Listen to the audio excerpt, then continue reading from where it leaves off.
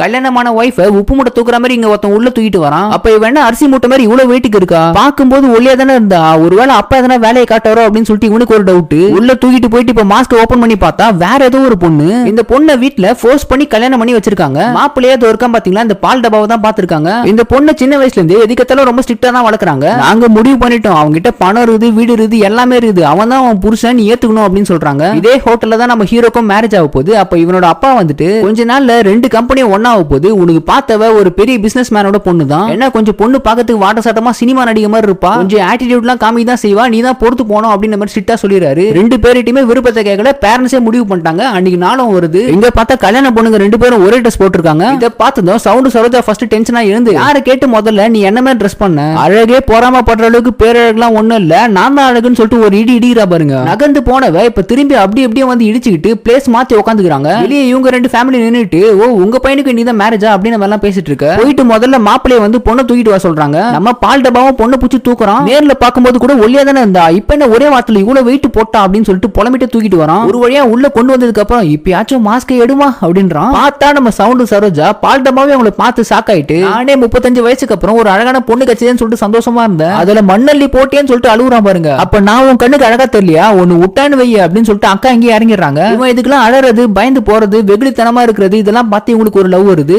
இங்க இவங்களுக்குமே ஒருத்தர் மாத்தி ஒருத்தர் கிட்ட பேசி பழகினதுல ரொம்பவே பிடிச்சு போயிடுது.